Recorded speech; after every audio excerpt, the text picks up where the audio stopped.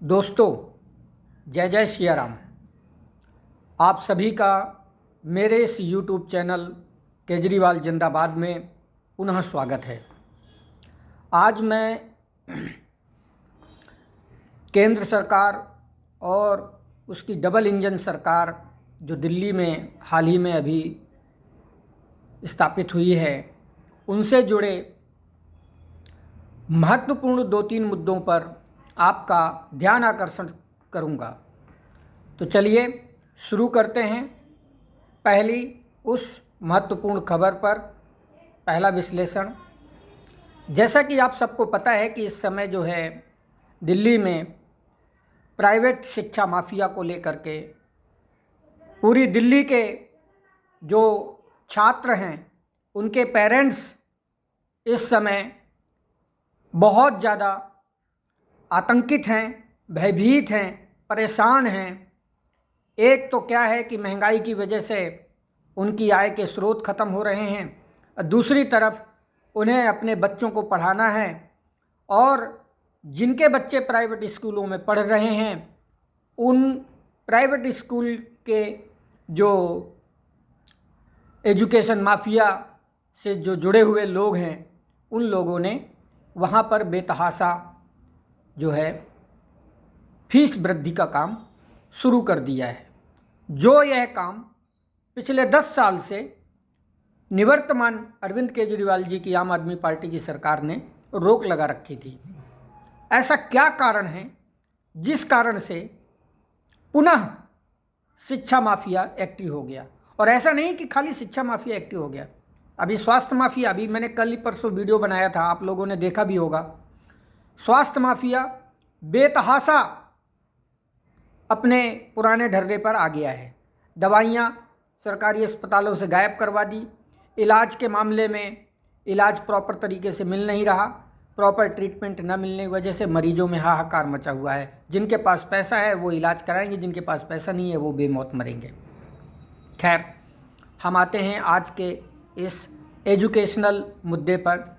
चूँकि कहा जाता है शिक्षा व्यापार नहीं है, स्कूल मुनाफाखोरी का अड्डा नहीं हो सकते। सुप्रीम कोर्ट के तमाम निर्णय, शिक्षा का अधिकार कानून और राष्ट्रीय शिक्षा नीति भी इसी सिद्धांत को मानते हैं। पर दिल्ली की भारतीय जनता पार्टी सरकार, जिसे मौजूदा मुख्यमंत्री रेखा गुप्ता जी की अगुवाई में रन किया जा रहा है, उसकी नज़र में शिक्षा को व्यवसाय अर्थात कमाई का जरिया ही माना जा रहा है। दिल्ली में बीजेपी की सरकार बनने के बाद अब प्राइवेट स्कूल मनमाने तरीके से अपनी फीस बढ़ा रहे हैं। दिल्ली के सरकारी, एडेड और private school Delhi school education act and rules 1973 के तहत संचालित होते हैं। इस एक्ट के सेक्शन 17(3) के तहत दिल्ली सरकार के शिक्षा निदेशक को सूचित किए बिना कोई भी प्राइवेट स्कूल अपनी फीस निर्धारित नहीं कर सकता।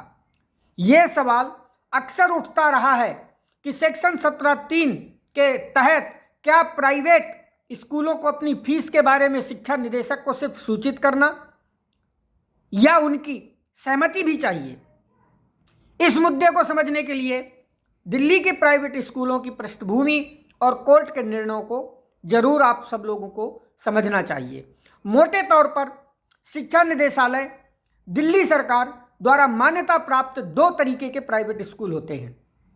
एक वो जो दिल्ली विकास प्राधिकरण अर्थात डीडीए द्वारा सशर्त मिली जमीन पर बने होते हैं। इनकी संख्या लगभग 300 है। डीडीए की जमीन अलॉटमेंट शर्त के अनुसार ये स्कूल बिना दिल्ली सरकार की मंजूरी के अपनी फीस नहीं बढ़ा सकते।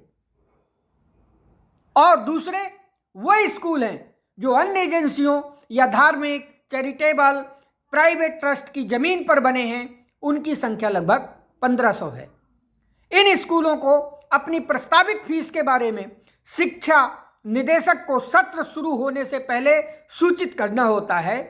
पर पिछले कुछ सालों में दिल्ली हाई कोर्ट और सुप्रीम कोर्ट ने सेक्शन 17(3) को वो कानूनी आधार माना है जिसके जरिए सभी तरीके के प्राइवेट स्कूलों को मुनाफाखोरी यानी स्कूल की ज़रूरत से ज़्यादा पैसा बनाने से रोका जा सके।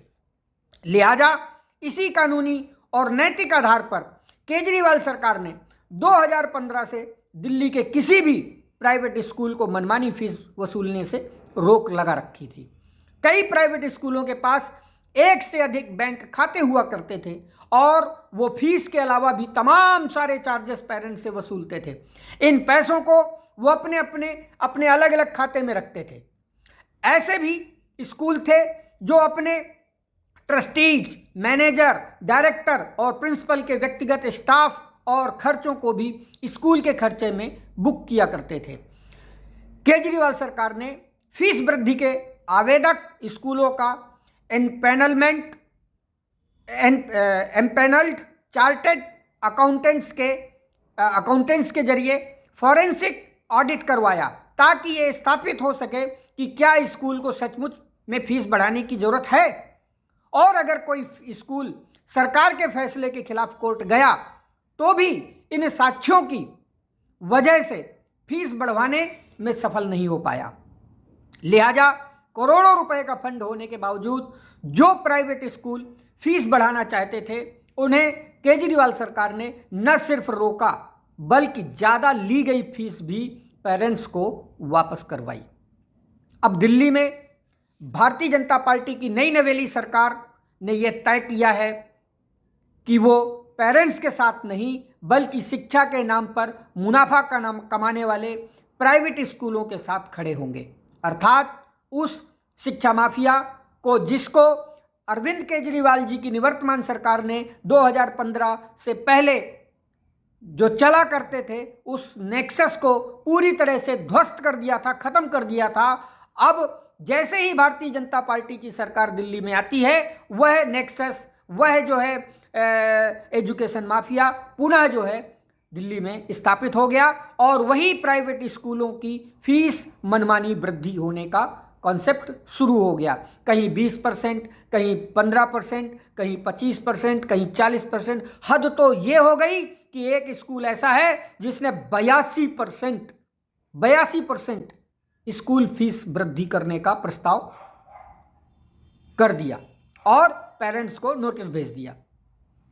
ऐसा इसलिए क्योंकि नाजायज मुनाफा अकेले इन प्राइवेट स्कूलों के मालिकों की जेब में थोड़ी ही जाएगा, क्योंकि आप सब जानते हैं कि इस लूट का हिस्सेदार मौजूदा भारतीय जनता पार्टी का जो नेक्सस है, ये प्राइवेट एजुकेशन माफिया जिसे ये लोग पाल पोस के बड़ा करते रहे, उन्हें संरक्षण देते रहे, अब मौका आया है तो उन्हें ताबड़तोड़ जनता को लूटने का खुलेआम मौका दे दिया और स्वयं खामोश बैठे हुए हैं। तो दिल्ली के प्राइवेट स्कूलों में अपने बच्चों को पढ़ाने वाले पेरेंट्स को एक बार फिर से इस बीजेपी की डबल इंजन सरकार मुबारक हो। सर, आपको क्यों लग रहा है कि एक नेक्सस है इसमें जो पार्टी सत्ता में है उसके बीच और प्राइवेट स्कूलों के बीच, ऐसा क्यों? देखिए, 2015 से पहले भी ये नेक्सस काम करता था। खुलेआम फीस बढ़ा देते थे, पेरेंट्स को बिल थमा देते थे, भाई अगले महीने से इतनी फीस देनी है। लेकिन दिल्ली सरकार ने सिस्टम बनाया कि अगर आपको फीस बढ़ानी है तो आप सीधे पेरेंट्स को नहीं बता सकते, आपको सरकार से परमिशन लेनी पड़ेगी, अकाउंट्स दिखाने पड़ेंगे। ये एजुकेशन माफिया को केजरीवाल सरकार ने बहुत लीगल तरीके से कंट्रोल किया था, और न सिर्फ कंट्रोल किया था बल्कि बढ़ी हुई फीस, आपको ध्यान होगा, लौटवाई थी। जिन पेरेंट्स के बच्चे स्कूलों से पढ़ के निकल गए थे, हमारी सरकार बनने से पहले आर्बिट्ररी तरीके से फीस बढ़ा दी गई थी, वो फीस लौटवाई गई थी। और अब अचानक ऐसा क्या हो गया? टीचर्स की सैलरी तो नहीं बढ़ी है, ऐसे अचानक खर्चे भी नहीं बढ़े स्कूलों में, कोई फैसिलिटी भी नहीं डेवलप नहीं की जा रही है। फिर हर एक स्कूल कैसे इतने मनमाने तरीके से फीस बढ़ा दे रहा है, बिना सरकार को कुछ पैसा दिए, बिना सरकार को खिलाए पिलाए, बिना सरकार के साठ गांठ के संभव नहीं है। और मैंने तो यहां तक भी सुना है कि जिस दिन रिजल्ट आया था, बहुत सारे प्राइवेट स्कूल जो एजुकेशन माफिया चलाते हैं, एजुकेशन माफिया वाले स्कूलों के अंदर तो लड्डू बांटे गए थे कि अब केजरीवाल जी की सरकार गई, अब बीजेपी की सरकार आई है, इनके साथ मिली भगत करके हम दिल्ली के पेरेंट्स को खूब लूटेंगे। और उन्होंने लूटना शुरू कर दिया है और बीजेपी लूटने दे रही है। इसीलिए मैं कह रहा हूं कि इसकी सीबीआई जांच होनी चाहिए। हमें लग रहा है कि दिल्ली के लोगों को लूटने का खुला करप्शन शुरू हो गया है। दिल्ली में दिल्ली के पेरेंट्स को लूटने का खुला करप्शन शुरू हो गया है।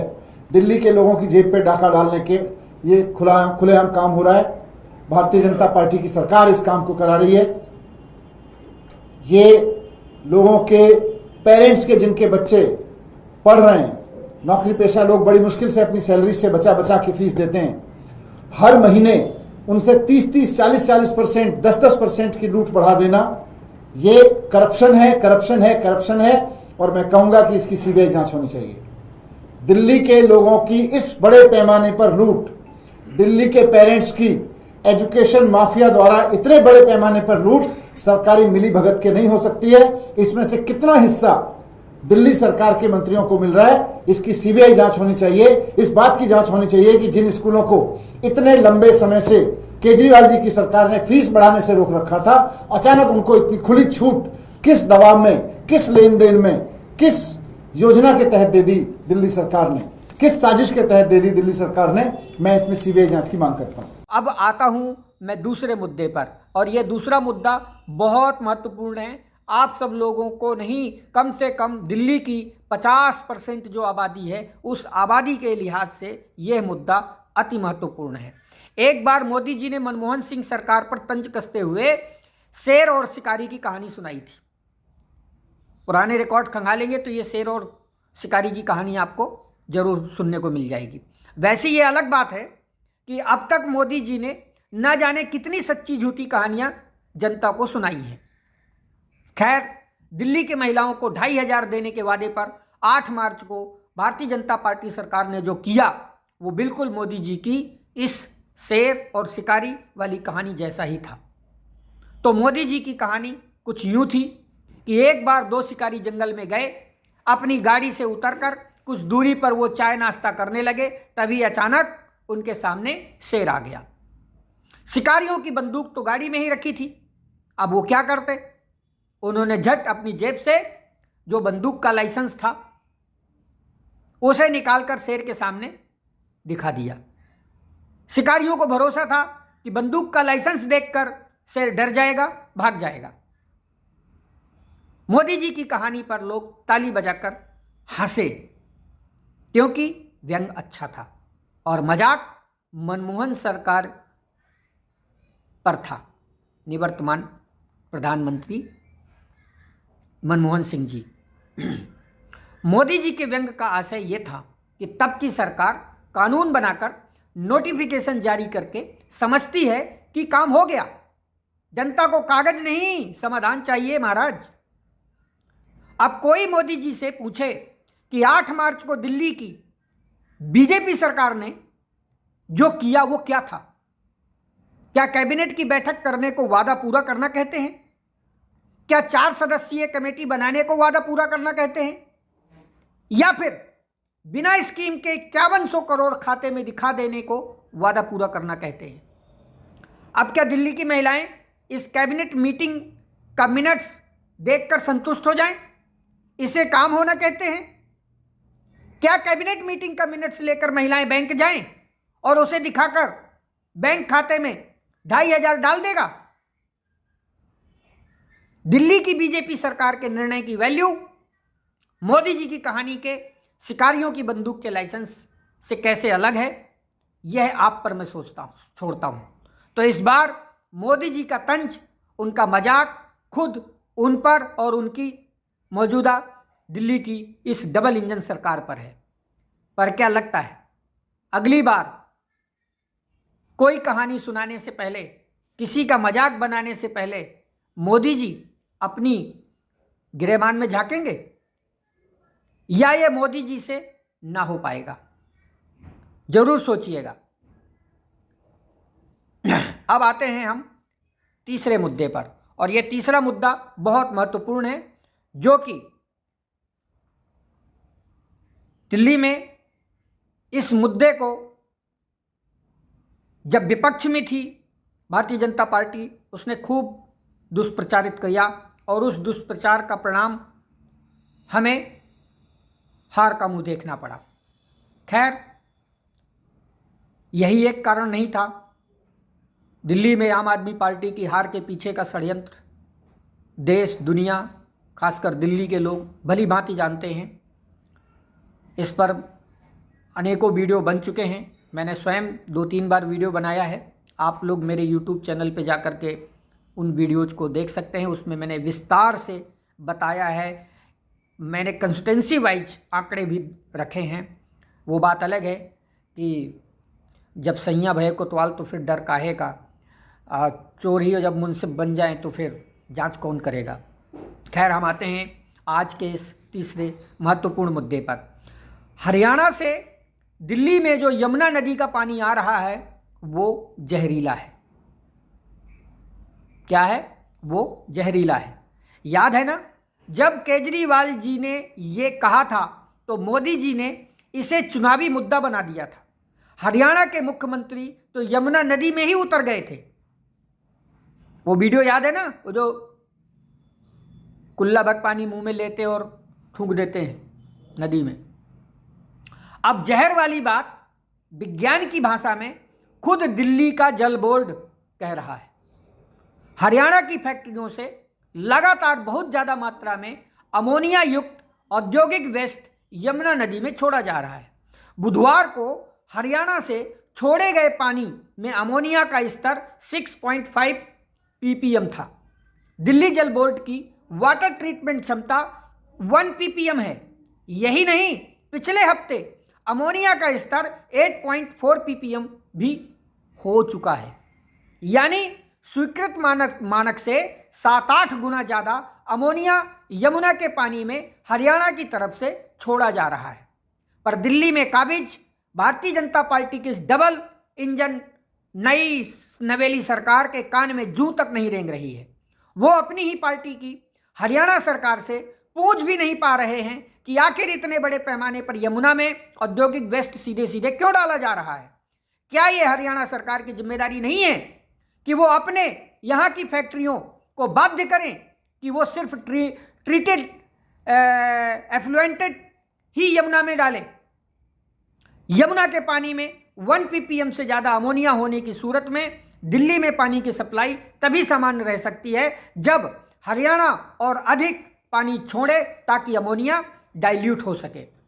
इसलिए अगर हरियाणा से बढ़े हुए अमोनिया के साथ साथ उसी अनुपात में ज़्यादा पानी नहीं आता है तो दिल्ली में पानी की किल्लत होना तय है। याद दिला दें कि यही भारतीय जनता पार्टी ने अपने संकल्प पत्र की दूसरी किस्त में सबसे ऊपर लिखा था, बिना कोई बहाना या आरोप पड़ोसी राज्य एमसीडी, एनडीएमसी और केंद्र सरकार के सहयोग से दिल्ली के नागरिकों की समस्याओं का समाधान करेंगे। मैं फिर से रिपीट कर रहा हूं, ये अभी जो हाल ही में दिल्ली में विधानसभा चुनाव हुए हैं उसमें जो भारतीय जनता पार्टी का संकल्प पत्र जारी हुआ था, वो जो सेकेंड फेज संकल्प पत्र का सेकेंड फेज था, उसमें साफ लफ्जों में लिखा हुआ है। क्या लिखा हुआ था? बिना कोई बहाना या आरोप पड़ोसी राज्य एमसीडी, एनडीएमसी और केंद्र सरकार के सहयोग से दिल्ली के नागरिकों की समस्याओं का समाधान करेंगे। लिहाजा अब भारतीय जनता पार्टी के सभी इंजन मिलकर दिल्ली के नागरिकों को साफ, सुरक्षित और समुचित पानी मुहैया कराएं बिना किसी बहाने या आरोप के। बस मेरे यही 3 पॉइंट थे। एक मित्र हैं, बड़ा मज़ेदार, उन्होंने एक मैसेज भेजा और लिख के भेजा था कि भाई साहब हो सके तो अपने वीडियो में ज़रूर जगह दीजिएगा। मैं वो जगह देना चाहता हूँ। उन्होंने लिखा, मंदिर नहीं स्कूल चाहिए, धर्म नहीं अधिकार चाहिए, मनुस्मृति नहीं संविधान चाहिए, भगवान नहीं विज्ञान चाहिए, भाषण नहीं रोजगार चाहिए, पूंजीवाद नहीं लोकतंत्र चाहिए। इस पर जरूर मनन करिएगा।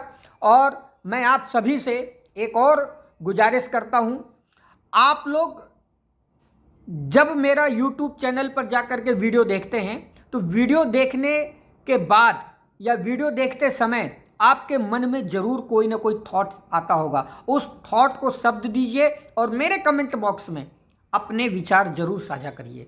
उम्मीद है यह वीडियो विश्लेषण आप सबको बहुत अच्छा लगा होगा। भविष्य में ऐसे और वीडियो मेरे इस चैनल से प्राप्त करने के लिए, इस चैनल को देखने के लिए इस चैनल पर जो वीडियो मैं डालता हूं उन वीडियो के द्वारा आपको जानकार जागरूक बनने के लिए मेरे इस चैनल को सब्सक्राइब करना पड़ता है। आप सब्सक्राइब करिएगा और सब्सक्राइब करने के बाद जो इसकी जो बेल आइकॉन होती है उसे ज़रूर दबा दीजिएगा। इसके लिए मैं आप सबको हमेशा रिक्वेस्ट करता हूं, क्योंकि आपका सब्सक्राइबर ही मेरा पारिश्रमिक है। जय हिंद, जय भारत, धन्यवाद।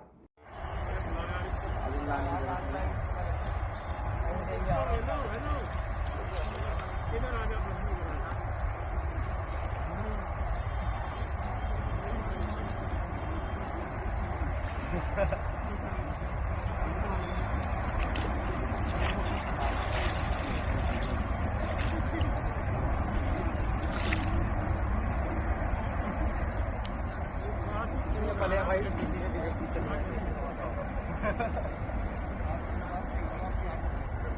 मैंने नहीं अच्छी वाली में जाऊँ वो आप तो ठीक है।